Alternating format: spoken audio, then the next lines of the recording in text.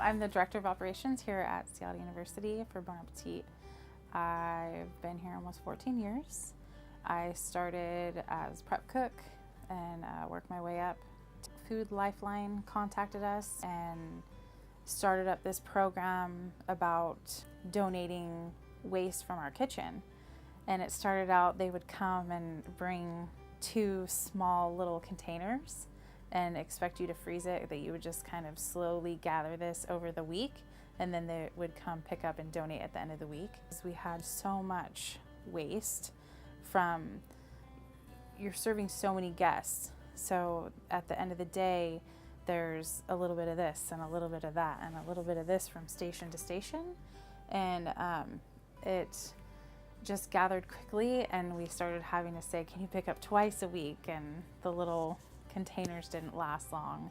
Danny Turk, she works with Food Lifeline, and she's very passionate about food waste and feeding hungry. It was a program she was trying to get going, so she reached out to our executive chef at the time, who was like, yeah, we can do this, and that's how it got started. I'm the cafe chef of Seattle University Bon Appetit, and I run the food program in the kitchen every day. I've been involved with that 4 or 5 years now, and it's been really nice. I believe we received an award for the amounts of food that we were donating every year. I think a couple years ago they told us we had donated almost 3,000 pounds of food that year to help feed a lot of people. So Food Lifeline is the company that directs us to work with other organizations, and for a long time we donated to the Union Gospel Mission, and then that changed over, and now we donate to Community House. So they help feed hundreds of people a day with the food that we donate.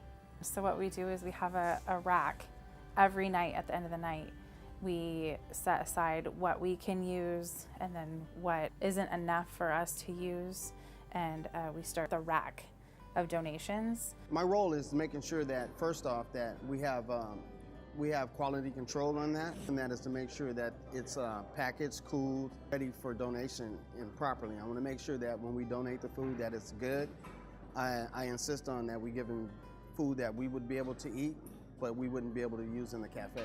The system works really good. They come in, we make sure stuff is cool, we have it on racks, wrapped, and then they come drive up and they come in and say donations, and we roll them a card out. It's really a speedy, quick process. And we do it like clockwork, and it's really not noticeable most times of the week. They come twice a week. It ranges from 60 pounds to 120, 140 pounds, and sometimes we have really large catering events, so it can get up there in the weight sometimes. So we want to make sure that any food that we do have left over is donated. I think it's good to know that we're feeding people in need, and that the post-consumer waste isn't just going in the trash or the compost. I just think it's a really neat thing that we're able to give food that is not only good, but it's also safe, and we have somebody that comes by. The teamwork in that whole area is good. I know that if a lot more companies or a lot more restaurants were involved with this, it will really cut a dent in people being homeless. For the homeless people being hungry.